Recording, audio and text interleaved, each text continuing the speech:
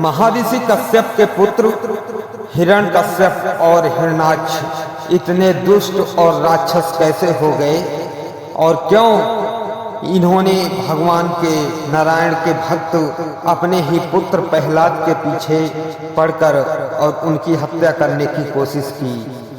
क्यों होलिका ने बुआ होते हुए भी अपने भतीजे का हत्या करने की और अग्नि में जलाने की कोशिश की। कहते हैं हिरण्यकश्यप और हिरण्याक्ष पूर्व जन्म में भगवान विष्णु के द्वारपाल थे, जिनका नाम जय और विजया था। इनको श्राप मिलने के कारण ये राक्षस बने थे, और ये कश्यप ऋषि और दिति के पुत्र थे, जो कि भारी विशालकाय शरीर वाले और भारी उदंड दैत्य बने।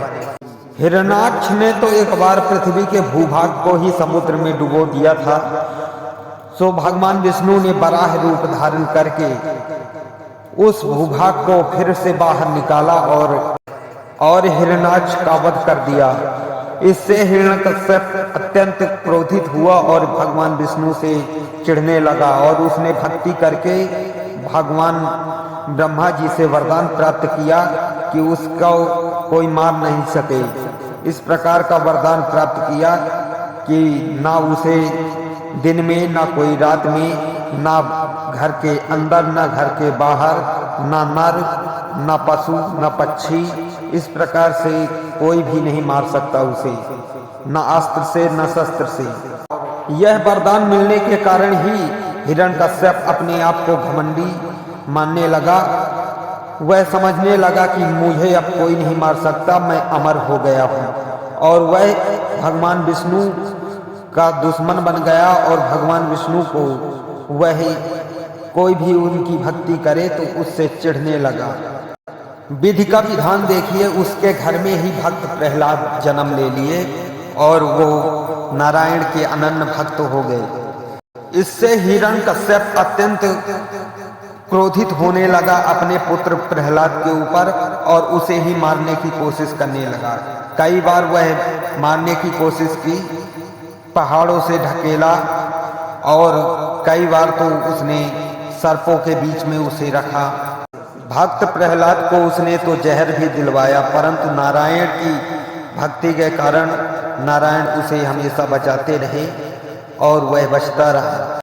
हिरण्यकश्यप की बहन होलिका भी प्रहलाद से काफी जलती थी, क्योंकि वह नारायण की भक्ति करता था, और होलिका के भाई हिरण्याक्ष की हत्या भगवान विष्णु ने ही की थी, इसलिए वह अत्यंत जलती थी उसके ऊपर। और होलिका ने सोचा कि क्यों ना इसे जलाकर ही भस्म कर दिया जाए, क्योंकि मुझे वरदान प्राप्त है कि मैं अग्नि में नहीं जल सकती जब तक कि यह चुनर मेरे साथ है। यह सोचकर होलिका एक बार प्रहलाद को लेकर अग्नि में प्रवेश कर जाती है, और नारायण की भक्ति के कारण भक्त प्रहलाद का कुछ नहीं बिगड़ता, परंतु होलिका जलकर राख हो जाती है, क्योंकि होलिका की चुनर उड़कर भक्त प्रहलाद के ऊपर पड़ जाती है। हवा का एक झोंका आया और यह सब तमाशा हो गया। होलिका जलकर राख हो जाती है, और इधर भक्त प्रहलाद अग्नि से सजीवित वापस निकल आते हैं। तब से उसके दूसरे दिन होली का त्योहार मनाया जाने लगा। अभी मनुष्य और देवता रंग गुलाल के साथ खेले और भक्त प्रहलाद के जीवित होने का खुशियां मनाई, और होलिका को जलाने लगे। साल के साल होलिका दहन के रूप में मनाने लगे।